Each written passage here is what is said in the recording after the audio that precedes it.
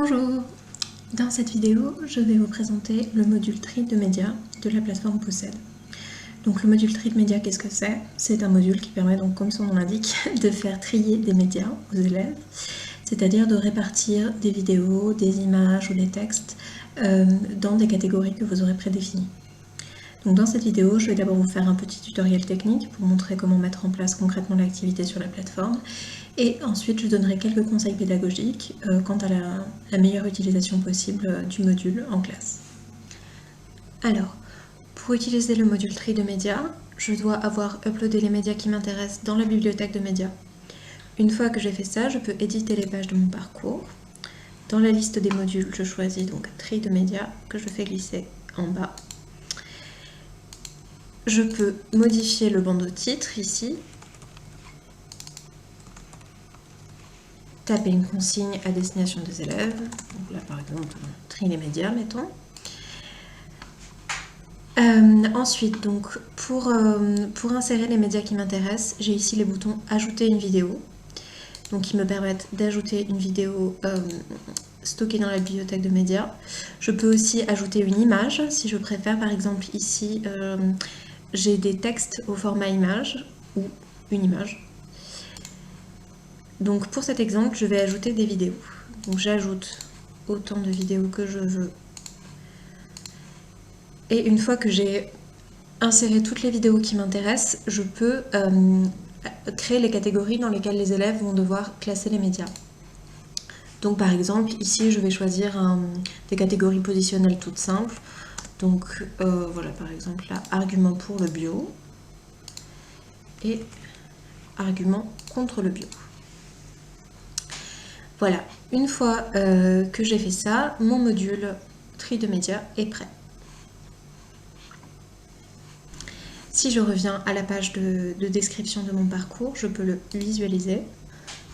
Donc là voilà, on retrouve le titre, la consigne et donc la liste des vidéos que les élèves peuvent visualiser directement. Et ensuite, en faisant glisser les vidéos, ils peuvent les classer dans les catégories que j'ai créées.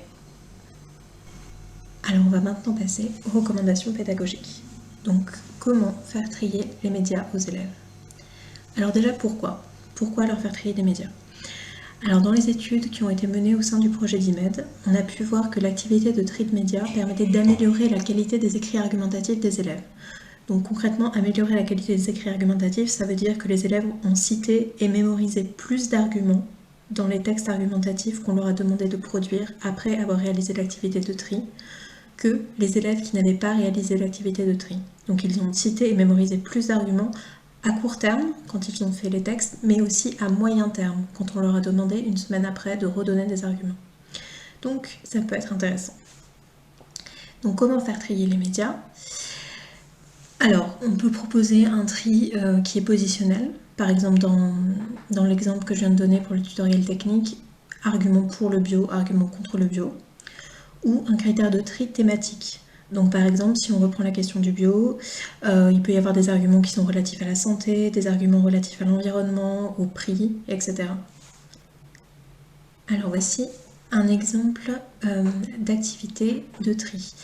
Alors on peut donc utiliser l'activité de tri pour demander aux élèves, classiquement dans l'enseignement de l'esprit critique, d'analyser des sources. Donc la source de l'information qu'on me donne est-elle experte dans le domaine? Est-ce que c'est un scientifique? Est-ce que c'est une personne dans la rue, etc. Et la source est-elle désintéressée? Est-ce qu'elle a un intérêt, par exemple économique, à me donner de mauvaises informations?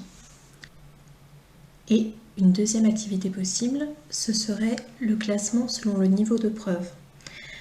Par exemple, si je demande aux élèves de travailler autour de la question « la Terre est-elle ronde ou plate ?», je peux leur faire visionner des vidéos et leur demander de classer des vidéos selon le niveau de preuve qui est apporté sur un argument ou une position. Donc est-ce que c'est juste un témoignage, plusieurs témoignages, une étude scientifique, le consensus scientifique, etc.